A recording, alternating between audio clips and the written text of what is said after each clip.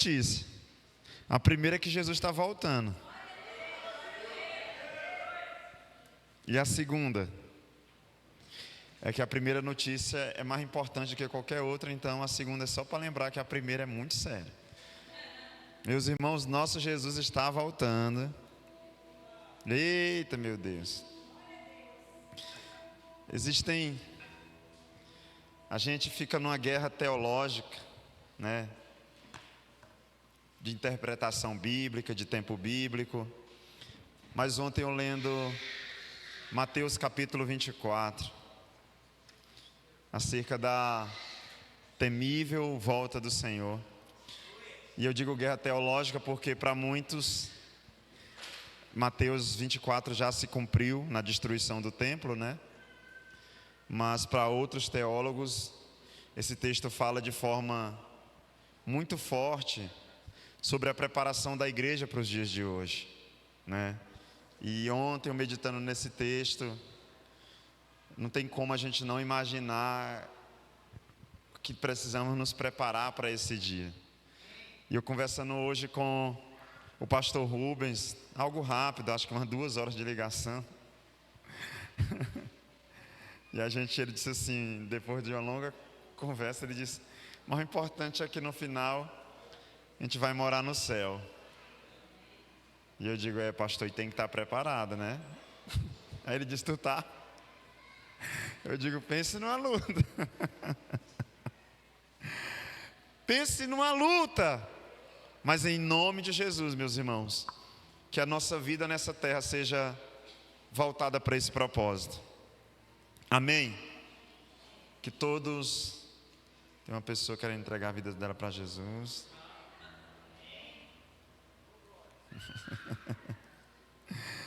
Eita, meu Deus. Nós vamos orar. Me lembre, viu, irmãos amar? Esse é um culto de quarta-feira que nós temos orado por milagre, clamado ao Senhor por milagre. Meus irmãos, e nós precisamos viver de fato a nossa vida nessa terra, cumprir cada dia do nosso ministério, do nosso propósito, como se não tivéssemos a oportunidade de fazer isso no dia seguinte. Viver todas as possibilidades possíveis que temos de cumprir a palavra de Deus, como se nós não tivéssemos mais essa oportunidade outro dia, e outra vez, e outra vez. E a gente vai percebendo que a gente vai vivendo às vezes como se a gente tivesse uma garantia de que está tudo bem, de que vai dar tudo certo, mas não está. A verdade é que a gente está vivendo dias difíceis. A verdade é que a igreja do Senhor, ela está em volta a um ciclo de mudanças, de decisões e de atitudes que tem feito a gente parar para pensar um pouco qual o nosso nível de cristianismo, qual o nosso nível de fé. Se nós temos crido de fato na ação do Senhor, no poder do Senhor, nos milagres do Senhor, ou se nós temos apenas visto o tempo passar. E a Bíblia vai nos mostrando, se você ler a Bíblia não na ordem cronológica, mas na ordem que ela está aqui, o avanço do povo de Deus, o avanço da obra do Senhor, o avanço da misericórdia do Senhor na vida da igreja. E esses dias eu olhando para o livro de Êxodo, e algumas coisas não teve como não perceber aquilo ali. Foi impossível não olhar para Êxodo sem rir de algumas coisas, ainda estou no livro de Êxodo, na leitura da Bíblia, né? Ainda não passei de Êxodo. E não tem como olhar para Êxodo e não começar a se questionar algumas coisas, e não começar a se maravilhar com Deus. A gente está até conversando esses dias aqui, acho que aqui na igreja, sobre isso. Não tem como a gente olhar para a ação de Deus e não trazer para os nossos dias alguma lição, irmãos. A Bíblia mostra que Deus usa o Abraão, Isaac e Jacó, que Deus levanta José como governador, e esse José faz uma obra extraordinária. Ele dá direção para o povo, ele perdoa a família, ele traz remissão para a família, ele estabelece um novo nível de fé, uma fé capaz de suportar, uma fé capaz de esperar, uma fé capaz de aguardar no Senhor. Mas não para por aí os ensinamentos da palavra de Deus. Passando esse tempo em Êxodo 1, a Bíblia diz que o povo de Deus se multiplicou demais no Egito ao ponto de preocupar Faraó. E ontem a Sara e o João, acho que foi ontem, estavam discutindo lá em casa. A Sara disse, o Faraó. Aí o João disse, o nome de Faraó não é Faraó. E a Sara disse, claro que é, Faraó é Faraó. E João disse, não, Faraó é o título dele, o nome dele é outro. Eu digo, é crente. E nós vimos então o príncipe egípcio preste atenção nisso aqui no nome de Jesus, se incomodando com o avanço dos israelitas. Eles se incomodam porque eles multiplicavam. Eles se incomodam em Êxodo 1 porque eles estavam avançando. E ele começou a pensar, se eles continuarem nesse ritmo, nós vamos ter problema daqui a alguns dias. Se eles continuarem nessa frequência de avanço, eles vão se juntar aos outros exércitos que também são nossos inimigos, vão fugir daqui e nós seremos derrotados. Então é quando ele dá a ordem que os egípcios que nascessem fossem mortos, mas as parteiras, e bendito seja o nome do Senhor por causa dessas parteiras, temeram o Senhor e decidiram não matar. E ele chega e diz, por que é que eu mando matar e está multiplicando? E elas dizem, olha Senhor, seu faraó, quando a parteira chega, elas já pariram. Criaram como é, Pedro? Elas não são fracas como as outras, a gente chega, elas já pariram, então não dá tempo. Mas a Bíblia deixa bem claro que elas fizeram aquilo por temor ao Senhor. E você deve ter visto a novela, você deve ter assistido os filmes. Eu sei que disso tudo nasce Moisés, e ele é guardado, é protegido, é misturado a um propósito, é separado para uma família, ele mata um homem, ele foge com medo desse homem, ele tenta de todas as formas escapar. Mas até que em Êxodo capítulo 5, Deus decide então, depois de uma preparação ali com Arão, depois de todo um enredo, Deus decide então, chegou a hora do êxodo, chegou a hora da separação, chegou a hora de eu fazer algo na vida do meu povo. E é aqui que eu queria, no nome de Jesus, tentar trazer algo para a igreja, talvez não uma pregação, mas uma sequência de pensamentos anotados, algumas coisinhas. Eu queria que você fechasse seus olhos nesse momento. Eu queria orar com vocês no nome de Jesus. Amém? Pai, no nome de Jesus, nós, nesse culto, Senhor, queremos bendizer o nome do Senhor. Queremos exaltar o Teu nome nesse lugar.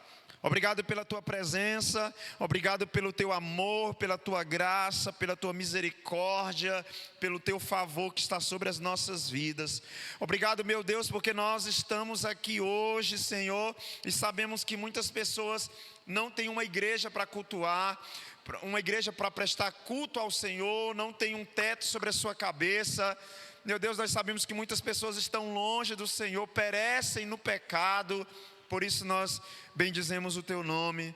Meu Deus, te pedimos que esse seja um culto bíblico, seja um culto teocêntrico, que o Senhor possa receber a honra, a glória, meu Deus, o louvor, o senhorio, a majestade, meu Deus, que em nome de Jesus Cristo, meu Pai, nós saiamos desse culto, possamos voltar para casa hoje com o entendimento, meu Deus, de que o Senhor está sobre todas as coisas, de que o Senhor sempre nos move com um propósito, de que o Senhor sempre tem uma direção para a Tua igreja, de que o Senhor sempre tem uma direção para o Seu povo, e nós queremos nos mover em cima, baseados, respaldados nessa direção, em nome de Jesus.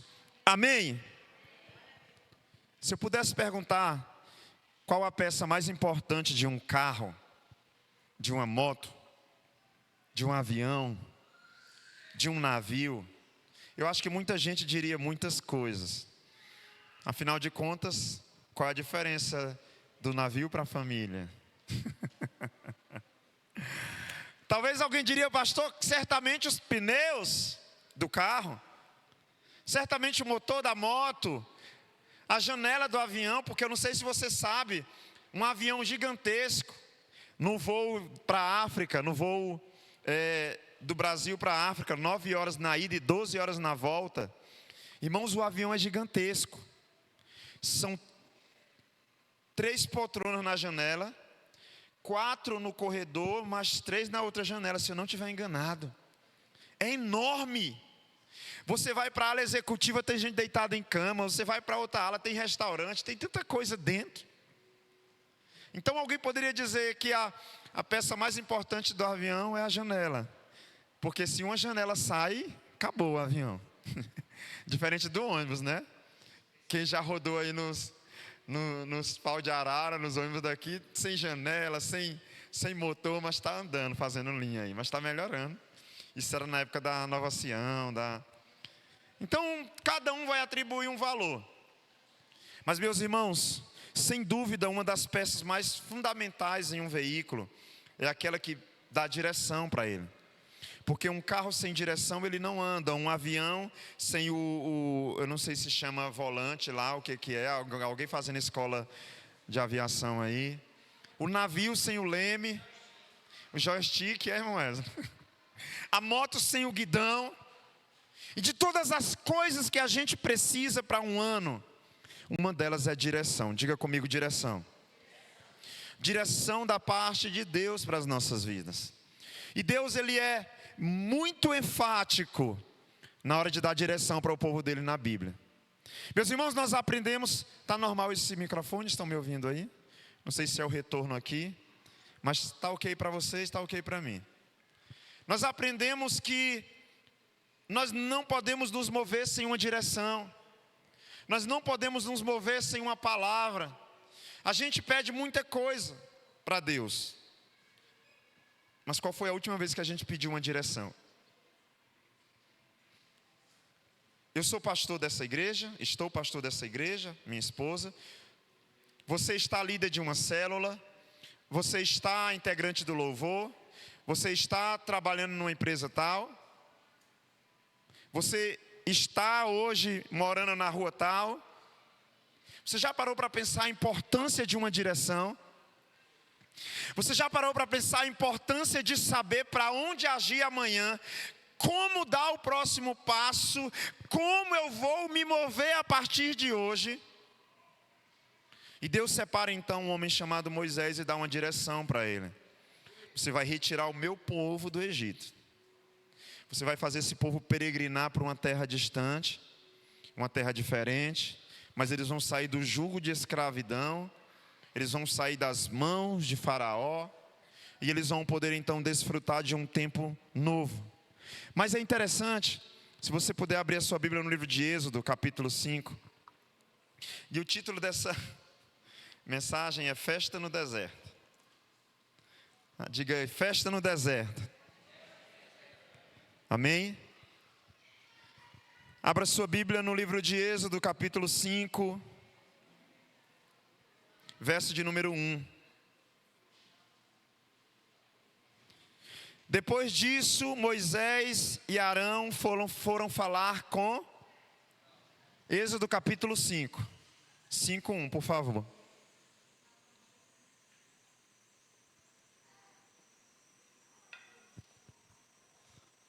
Depois disso, Moisés e Arão foram falar com Faraó e disseram: assim diz o Senhor, o Deus de Israel, deixe o meu povo ir para celebrar-me uma festa no deserto. Irmãos, eu não sei qual foi o teu maior nível de desafio espiritual. Eu já fui na sala de um coronel de polícia, chamar ele para ir para o encontro com Deus. Foi um dos momentos mais desafiadores da minha vida. Na capelania a gente tem diversas áreas de atuação, né? Tem a militarizada que nos prepara para isso, né? Eu já fui em presídios, já andei muito em presídio, evangelizando. FUNAC, que é para menores infratores, hospitais, UTI, isolamento de UTI, boca de fumo, enfim, macumbeiros. Eita, Tá gravando, né? Não pode usar mais esse termo. Já andei muito. Então eu lembro de alguns lugares que eu fui, e eu dizia: Senhor, vai à frente. Não tem a música? Deus vai na frente, abrindo o caminho, quebrando as correntes, tirando os espinhos. E a Bíblia fala que chegou o grande momento. Depois disso, Moisés e Arão foram falar com o faraó. Depois de quê? Depois de uma série de coisas. E ele disse assim: é o seguinte, presta atenção, por favor. Tenta entender um pouco dos meus pensamentos. O povo está trabalhando no Egito, sim ou não? Sim, muito.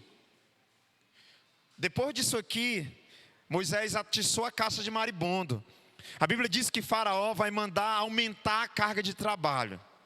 Então eles são a mão de obra do Egito. Preste atenção, não se distraia. E Faraó está com o povo ali, escravo, trabalhando para eles. Então Moisés e Arão chegam e dizem o seguinte: Deus falou para liberar o povo dele para a gente ir para uma festa. Eu não sei se você acha estranho isso, mas me parece muito estranho, irmãos. Assim diz o Senhor, o Deus de Israel: deixe o meu povo ir para me celebrar uma festa no deserto. Faraó vai responder: quem é o Senhor? Quem é o Senhor para me dar ordem? Ele vai descobrir. Vai descobrir. E como vai descobrir? Vai descobrir bem descoberto. Mas então Deus dá um comando: libera o meu povo para ir para uma festa. Meus irmãos, agora você que já leu essa parte da Bíblia, se você não leu, já assistiu um filme, a novela dos 10 Mandamentos, tinha festa no deserto, gente? Como é que Deus diz para deixar o povo dele ir para celebrar uma festa? Vocês sabem o que vai vir lá na frente. A gente estava orando na oração ali, a irmã Juliana lembrando do que está lá em Deuteronômio 8. O mesmo texto que Jesus usou em Mateus 4 para confrontar o diabo. Onde a Bíblia diz que Deus levou o povo para lá para testar eles, para forjar o caráter deles. E foi lá que Deus provou para eles que nem só de pão viveria o homem, mas de toda a palavra que sai da boca de Deus. Um texto que Jesus usou, está lá em Deuteronômio. Então nós sabemos que não tinha uma festa no deserto. Preste atenção no nome de Jesus. Tem muitas coisas, irmãos, nesse tempo acontecendo. E a direção que Deus dá para nós nem sempre vai vir com a aparência que a gente espera. Às vezes a gente está esperando Deus dizer que vai levar a gente para viver uma coisa e não é isso não é isso que vai acontecer. O povo está no Egito, o povo está escravo e Deus diz o quê? Deixa o meu povo ir para viver uma festa. Uau! Imagina eu e você trabalhando de sol a sol, feito... Não usa esse termo não. O povo tem a mania de dizer trabalhou feito um condenado. Eu não aceito essa sentença não, no nome de Jesus. Irmão, você já viu o que é o trabalho de um condenado? Lá era, né? Nós não aceitamos, é sobre a nossa vida hoje. O trabalho de um condenado hoje, por exemplo, se você for aqui no Itamaguará, na Davinópolis, no CCPJ, eles fabricam bloquetes. Eles constroem bloquetes lá. Aquilo é um trabalho de um condenado. Eles fabricam bloquetes, eles ponham lixo, eles cavam valas, né? Nos Estados Unidos eles iam, quem já assistiu o Rambo, aquilo é um trabalhando feito um condenado. Eles quebravam pedras para o governo com a bola gigantesca. Aquilo, e às vezes a gente está assim dizendo: eu estou trabalhando igual um condenado. Misericórdia. Repreende isso da tua vida, meu irmão. Você é livre. Se está difícil, pede as contas, que você não tem um faraó não, você tem um patrão. Ou então um suporte seja aprovado. Mas a Bíblia diz que Deus dá uma direção. Diga comigo: vamos para uma festa no deserto.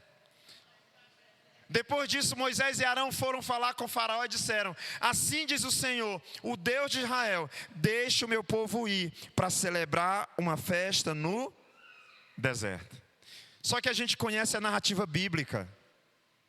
Não tem bolo, não tem DJ, não tem confete, puff, não tem iluminação, não tem DJ PV, O som da liberdade, não tem.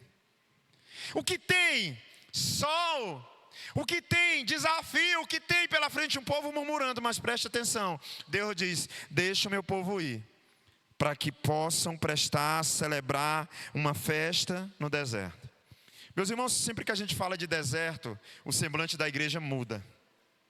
Eu acho que o irmão sai de casa dizendo: tomara que Deus fale comigo, tomara que venha uma palavra de vitória, ou tomara que aquele culto seja igual de domingo, aleluia, aleluia. Aí o dirigente vai e diz assim: vamos ler um texto aqui que está lá em Êxodo, que fala do deserto. Aí começa, parece que está tudo dando errado, acionou o plano B. Aí o pastor diz: a palavra de hoje é sobre o deserto. Aí o irmão dá vontade de ir embora, de botar uns tapumes de tapar o ouvido, igual o serralheiro usa, soldador, porque a palavra deserto parece que para nós, irmãos, é o pior inimigo de todos.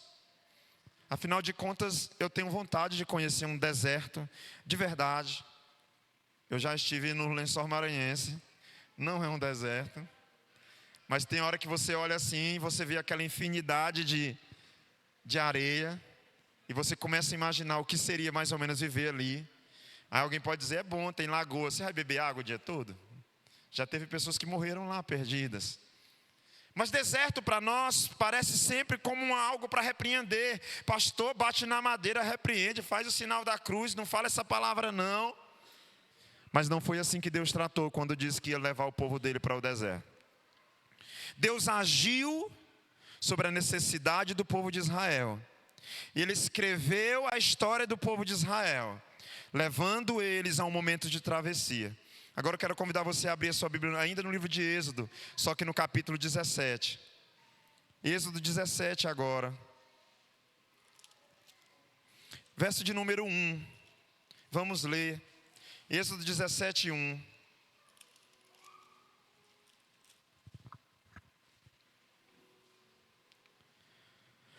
Êxodo 17, 1.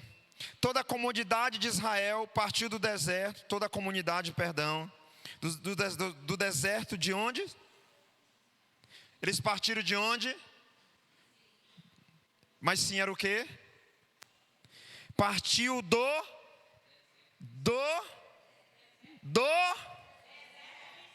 Alguém morreu por falar essa palavra? Andando de um lugar para o outro, conforme a ordem do Senhor. Acamparam em Refidim, mas lá não havia água para beber. Por essa razão, queixaram-se a Moisés e exigiram: dê-nos água para beber. Meus irmãos, se você já reclamou de um irmão da igreja que dava trabalho, e Moisés sim tinha motivo para reclamar de uma célula. Pense numa célula perigosa, era de Moisés. Ô povo ruim! Eu digo que eu não daria conta não, Senhor, de liderar uma célula dessa. Se você ler aqui, Êxodo 17, ele vai bater na rocha, que já está zangado. Mas Deus acabou de fazer no capítulo anterior, transformar água em água doce. Está o povo de novo aqui, Deus acabou de dar comida para o povo. Está aqui de novo o mesmo povo. E a Bíblia diz que eles exigiam: dê-nos água para beber. Ele respondeu: porque se queixaram a mim, porque põe o Senhor à prova. Mas o povo estava sedento e clamou a Moisés: porque você nos retirou do Egito? Foi para matar de sede a nós, nossos filhos e aos nossos rebanhos? Se eu não me engano, no Guinness Book, quem viveu mais até hoje sem água foi 7 dias. O normal que a gente consegue fazer é 3, 4 dias. Sem comida, se eu não me engano, 21 dias. Né? Nós temos uns limites aí. Então esse povo provavelmente ele estava realmente passando por um momento de desidratação. E quando a gente desidrata, a gente perde o sentido. Preste atenção. Uma das coisas que acontece quando a gente desidrata é perder o sentido das coisas, principalmente de direção. Uma pessoa desidratada, ela anda em círculos. Ela perde a direção de para onde deve andar. A Bíblia diz que eles estavam indo de um lugar para o outro, de um lugar para o outro. Verso 4, então Moisés clamou ao Senhor: que farei com esse povo? Estão a ponto de apedrejar-me. Leia comigo agora o verso 5. Respondeu o Senhor: passe à frente do povo, leve com você algumas das autoridades de Israel, tenha à mão a vara com a qual você feriu o Nilo, e vá adiante. Eu estarei à sua espera no alto da rocha do Monte Horebe. Bata na rocha, e dela sairá água para o povo beber. Assim fez Moisés à vista das autoridades de Israel, e chamou aquele lugar Massá e Meribá, porque ali os israelitas reclamaram e puseram o Senhor à prova, dizendo: o Senhor está entre nós ou não está? Agora segura aí, vá para o livro de Salmos, capítulo 51. Salmo 51, por favor.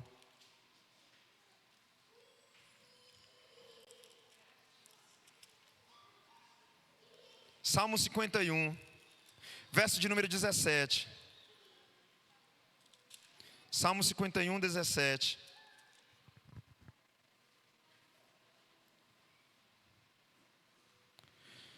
Os sacrifícios que agradam a Deus são um espírito quebrantado, um coração quebrantado e contrito, ó Deus, Ele vai rejeitar. É assim que está na sua Bíblia? O que é que agrada o Senhor, irmãos? O que é que agrada o Senhor? Para um pouco, irmãos, e deixa eu tentar trazer o que eu quero falar para vocês. Amados, a forma da gente olhar para as dificuldades talvez está errada. E eu digo talvez porque eu não posso generalizar. Talvez se aplique a mim, mas não aplique a você. Mas preste atenção. Quanto mais eu olho para a Bíblia, mais eu acho erro em mim. E agora é que eu acho que eu vou achar, que eu acabei de ganhar uma Bíblia hebraica. Preste atenção, por favor, de tudo que eu falei até agora, dessa introdução. Não se preocupe, que não é uma pregação normal, não. Eu acho que a nossa forma de enxergar o agir de Deus, muitas vezes ela está errada. A gente tem conciliado aprendizado com escola. A gente tem conciliado poder de Deus com conferências. E a gente tem ignorado o dia a dia no deserto. A gente tem ignorado os passos dados no deserto. A gente tem ignorado o propósito de Deus nos mover para cada lugar que a gente vai. Nós precisamos aprender a não nos mover por necessidade, não nos mover por conveniência, mas nos mover por propósito. Se um jovem quer ganhar muito dinheiro, como eu queria quando estava estudando para a faculdade, você vai olhar qual a profissão que está dando mais dinheiro. Então você pensa, medicina. Você vai começando a analisar quais são as profissões que dão mais dinheiro. Mas isso é agir por necessidade. Você quer muito dinheiro, e você pode agir por conveniência também. Mas a Bíblia nos ensina a nos mover por propósito. Deus chamou o povo dele, meus irmãos, para um propósito que talvez ensina tanto hoje para a igreja como para o povo dele no Egito. Deuteronômio capítulo 8. Leia sua Bíblia, por favor, Deuteronômio 8. E por favor entenda o que esse velho pastor experimentado em idade está falando hoje aqui. Deuteronômio capítulo 8, verso 2. Lembrem-se de como o Senhor, o seu Deus, os conduziu por todo o caminho no deserto, durante esses 40 anos, para humilhá-los e pô-los à prova, a fim de conhecer suas intenções, se iriam obedecer aos seus mandamentos ou não. Assim ele os humilhou e os deixou passar fome, mas depois os sustentou com que nem vocês, nem os seus antepassados conheciam, para mostrar a vocês que nem só de pão vive mas de toda a palavra que procede da boca do Senhor. Meus irmãos, aquilo que mais faltou no deserto, mas eles tinham em contrapartida. O povo estava o tempo todo sendo guiado pelo Senhor. O povo estava seguindo uma direção. O povo israelita tinha aquilo que mais falta no dia de hoje. É Deus dizendo assim: Moisés, chama eles e diz que eu vou tirar eles. Preste atenção. Se o povo que mais tinha direção de Deus pensou que estava largado no deserto, e nós, irmãos, com tanto engano dessa geração, e nós com tanta coisa errada, com tanta heresia no nosso meio, porque não tinha como o povo de Deus, o povo de Israel errar. Eles estavam escravos no Egito.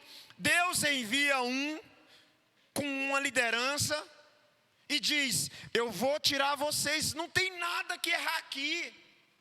Não tem que ter exegese, hermenêutica, é simples. Eu estava preso, cativo, Deus mandou chamar, acabou. Mas o povo que mais tinha direção foi provado justamente nisso. E o tempo todo reclamou, dizendo que Deus tinha largado eles. E nós, meus irmãos, como é que nós vamos caminhar nesse tempo? Qual é a direção que Deus tem para nós nesse tempo?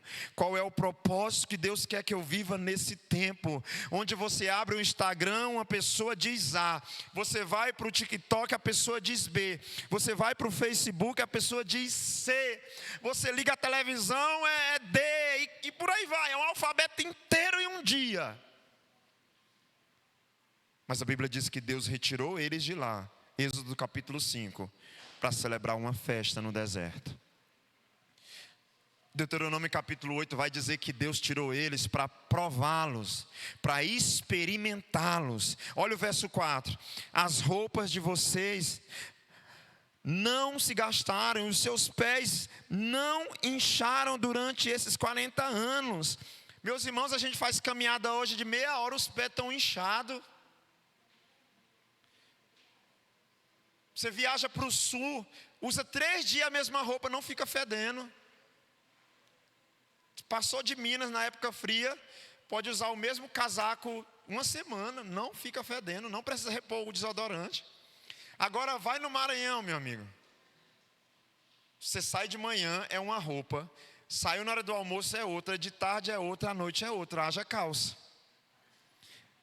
É bate, enxuga, vira e veste.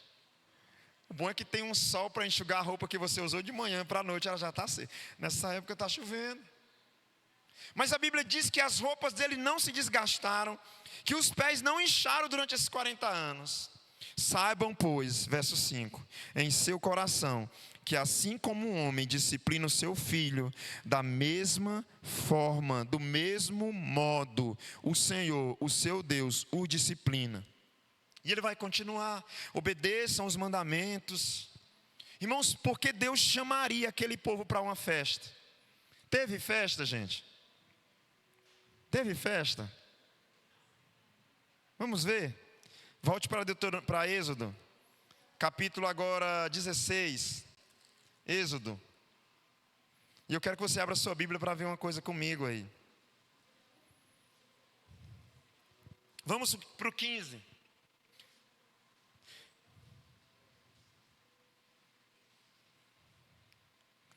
Êxodo capítulo de número 15. Se você vê o 14 um pouco, você vai ver 14:30, você vai ver o Senhor dando um fim ao povo egípcio.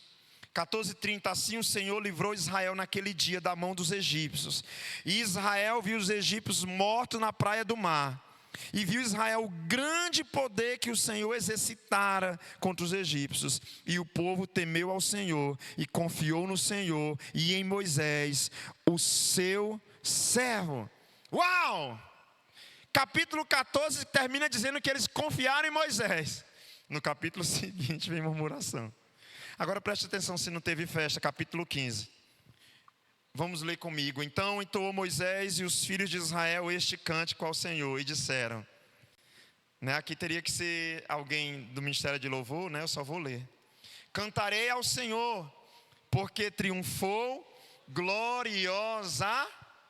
Isso aqui é uma festa, sim ou não? É. Logo no final você vai ver quem? A ministra de dança dançando lá.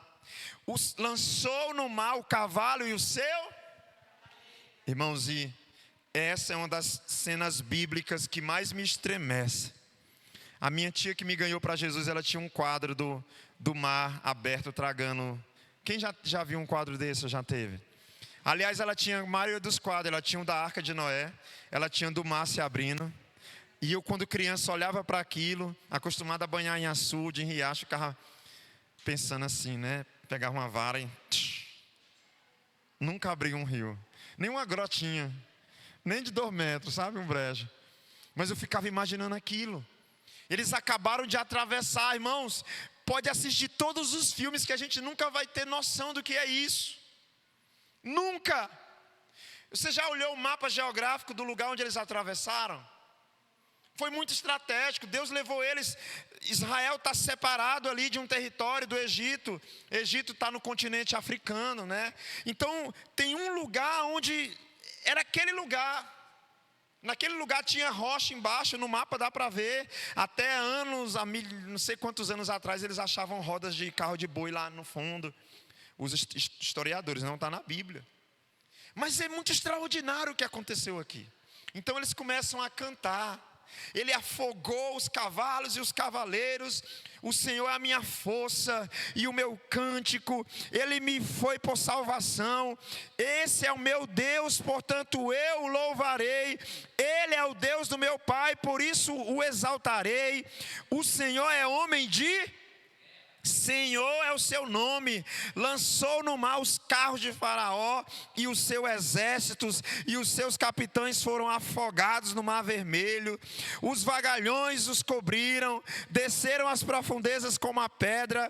A tua destra, ó Senhor, é gloriosa em poder. A tua destra, ó Senhor, despedaça o inimigo. Na grandeza da tua excelência, derriba os que se levantaram contra ti. Envias o teu furor que consome como restolho. E ele vai continuando no verso 10. Sopraste com o teu vento e o mar os cobriu. Afundaram-se como chumbo em água impetuosa. Olha a continuação lá no verso de número 20 agora. A profetisa Miriam, irmã de Arão, tomou um tamborim, e todas as mulheres da igreja pegaram harpa, pegaram meia-lua, pegaram pandeiro, pegaram flauta, pegaram as coisas tudo, pano de dança, o ministério de louvor. E Miriam respondia: cantai ao Senhor, porque gloriosamente triunfou e precipitou no mar o cavalo e o seu cavaleiro. Deixa eu te dizer uma coisa. Talvez nesse tempo aquilo que parece mais difícil para nós pode ser a festa que o Senhor está nos convidando a participar. Porque talvez os maiores ensinamentos de Deus virá no momento de perseguição, de afronta, de opressão. Meus irmãos, será que você pode ouvir Deus te chamando para celebrar uma festa a Ele no Egito? Pastor, eu não entendi. Eu não sei qual é a crise existencial que está te afastando de Deus. Eu não sei qual é a enfermidade, qual é a dor, qual é o medo que está te afastando de Deus. Mas o Deus que eu sirvo é um Deus que me convida a entender que mesmo no meio da travessia, é nesse lugar que Deus está preparando algo para ser celebrado, irmãos. Talvez a tua maior celebração vai ser passando por um vale gigantesco. Talvez a tua maior celebração vai ser passando por o meio de uma guerra. Porque hoje, quando alguém fala vai ter uma festa, a gente começa a pensar o quê? Lugar decorado, né? Eu celebro um casamento aí todo domingo, agora tem um, mais na frente já tem outro. E a gente vê casamento, pensa em festa, em cerimonial, em bolo, e guardando bolo dentro da bolsa para trazer para casa, e bem casado, e doce, chocolate. Aí Deus diz assim: libera o meu povo para ir para uma festa. Aí começa, dobra o serviço deles. Que festa é essa? Que festa é essa? Deus diz que tem uma festa, Faraó manda dobrar o serviço. Preste atenção. Fiquem atentos aos sinais. E é aqui que eu falo sobre o que eu estava lendo ontem de Mateus 24. Quando Jesus diz: prestem atenção nos sinais, né? Ainda que eu diga que Para muitos se cumpriu essa palavra quando o templo foi destruído, no 70 depois de Cristo. Mas, meus irmãos, nós precisamos nos perguntar se nós temos aprendido a lição do deserto. Nós precisamos estabelecer um ambiente onde Deus possa nos provar, nos forjar e ver que nós somos capazes de entender o propósito dele, mesmo passando por uma luta, mesmo sendo escravizado com carga horária dobrada. Se Deus nos propôs um deserto à frente para atravessarmos, entenda que o Senhor pode estar nos convidando a celebrar com Ele, saindo de um deserto e entrando em um outro, mas para celebrar. Do Deus que eu sirvo, eu passo pelo deserto fazendo festa, irmãos. O Deus que eu sirvo, eu passo pela luta glorificando o nome do Senhor. A gente precisa aprender com os cristãos mais antigos. Era difícil ver um crente raiz, um crente de antigamente, e você ouvir murmuração da boca dele. Essa geração, ela envergonha os crentes de 50, 70 anos atrás. E eu falo isso com muita tristeza. Eu não lembro de ver meus tios, os meus avós, que me levaram primeiro para a igreja, lá para Bet Shalom, para Canaã, para Monte Hebron, contando problema na frente dos outros, se esmurrando, se esgoelando, murmurando. Não, a gente ouvia deles: vai dar certo. Ah, cortou a luz, Deus quer fazer uma festa no escuro. Ah, não tem comida, Deus quer que a gente compartilhe com a vizinhança. Eles tinham uma linguagem de fé, eles professavam a fé dele em público, onde estavam, entoavam louvor e no meio das dificuldades. Como aquele pastor que morreu louvando ao Senhor com o hino da harpa. Será que nós somos capazes de entender que o que Deus quer fazer e Ele vai fazer através de nós não tem que ser como nos tempos de hoje, irmãos? Pastor, resume. Tá bom. Tudo tem um propósito. O deserto tem um propósito dele. A travessia tem um propósito. Jesus vence o diabo em Mateus 4, usando o ensino do deserto, irmãos. Preste atenção nisso. A mesma ferramenta dos egípcios, dos israelitas no Egito, foi a mesma ferramenta de Jesus no Evangelho. Jesus disse para o diabo: nem só de pão viverá o homem. Deuteronômio diz que Deus fez tudo aquilo para ensinar para o povo dele que não só de pão eles viveriam. Se você olhar aqui, antes do 17, ele transforma a água amarga em água doce. Deus vai mandar codorna do céu. Deus vai alimentar o povo, Deus vai fazer uma série de milagres. Deus estava ensinando o quê? Não só de pão viverá o homem. E a gente precisa contextualizar essa palavra. Não é só, irmão, de bonança. Os cristãos a partir de hoje precisarão entender que talvez no dia do pior diagnóstico dele, da pior dor dele, talvez vai ser dali que vai brotar o maior testemunho da vida dele. E eu tenho carregado essa palavra comigo. Porque Deus me disse no ano passado que Ele é o Deus que transforma tribulação em testemunho. E é fácil responder o diabo com: Deus tem um propósito. Deus tem um propósito. O diabo é especialista em ofender, em acusar. Aliás, esse é um dos atributos dele, ele é acusador. Mas Deus nos ensina a repreender o diabo com os propósitos dele. Deus tem um propósito. Jesus não disse isso de forma explícita, mas Jesus na tentação do deserto estava dizendo: meu Pai tem um propósito nisso aqui. Irmão, Jesus ficou quantos dias no deserto?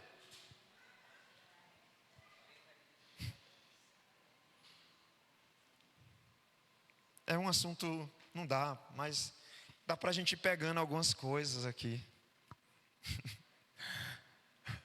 Você nunca parou para pensar que o Filho de Deus foi submetido à mesma provação que todos os outros passaram no deserto? Só para nos mostrar que era possível vencer com as mesmas armas que Deus já tinha dado para os filhos dele lá no deserto. Jesus não derrotou o diabo com uma arma diferente sobrenatural. Jesus venceu a mesma provação dos filhos dele, dos filhos de Deus no deserto, irmãos, para nos provar de que aquilo que nós precisamos para vencer as guerras, as enfermidades e as lutas desse tempo, Deus já nos entregou. Deus tirou a gente do Egito, dizendo: celebre uma festa para mim no deserto. Deus nos tira com um comando. Deus nos move com um comando. Deus nos move com um propósito. Eu vejo Deus o tempo todo movendo o povo dele com um propósito, dando direção para o povo dele, irmãos. Entenda o que eu vou te falar. Mais importante do que qualquer provisão financeira, do que qualquer mudança climática, do que qualquer bênção material, é direção de Deus para as nossas vidas. Se você tem uma direção para caminhar nesse tempo, isso é mais importante do que o deserto que você vai passar, do que as lutas que você vai enfrentar, do que o tamanho do gigante, do que o tamanho do mal, o preço da passagem do avião. Isso é mais. Tem alguns desertos. Eu quero aprender esse ano a tocar, olha.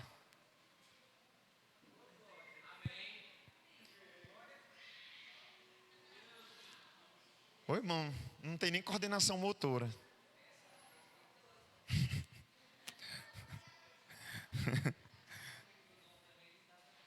Não tem nem coordenação motora. Diga comigo: a direção de Deus, o propósito dele, é mais importante do que a caminhada, do que o deserto, do que a distância a percorrer. Deus não nos deu uma trena, irmãos, para medir a distância. Deus nos deu uma visão correta para olhar para o alvo, para olharmos para Jesus. Ele não nos deu uma métrica para ficar dizendo: ó Senhor, já andei 100 metros, 1000 metros, eu estou com sede, eu estou com fome. Ele nos ensinou a olhar para Ele. Pastor, e a enfermidade? Eu vou olhar para Ele. E a dor? Eu vou olhar para Ele. E a luta? Eu vou olhar para Ele. E essa festa? Estou fazendo. Estou chorando com os que choram, estou rindo com os que riem, estou prestando culto da forma que eu posso. Eu estou celebrando ao Senhor. Mas o conceito de festa de Deus é diferente. Irmãos, e nós precisamos, em nome de Jesus Cristo, descobrir se nós temos aprendido a lição dos ambientes que a gente passa. Se nós temos discernido o propósito de Deus para cada prova. Pastor, por quê? Porque no fundo eu entendo que, se você pegar a geografia do deserto que o povo de Israel passou, eles não precisavam passar 40 anos. Tudo que eles precisavam era entender o propósito. Quem está perdido, irmãos, anda por anos em um ambiente que ele poderia sair em um dia. Agora, quem tem direção de Deus pode resolver em um dia aquilo que aos olhos dele ele resolveria em anos. Porque a gente anda mais rápido, a gente anda mais leve, a gente anda focado em um propósito. Pastor, ora para Deus tirar de mim isso, aquilo. Amém. Mas você já aprendeu a lição? Deus já te forjou no que você está passando? Você já tem uma canção para cantar ao Senhor?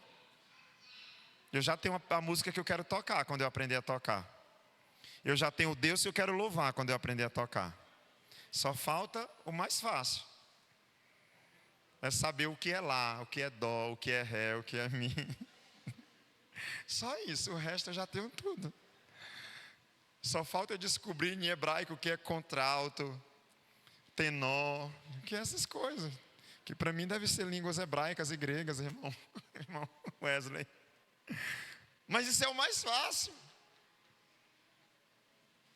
Josivan, Gerisvan, pessoas com testemunhos fortes, que talvez alguém um dia olhou lá para trás,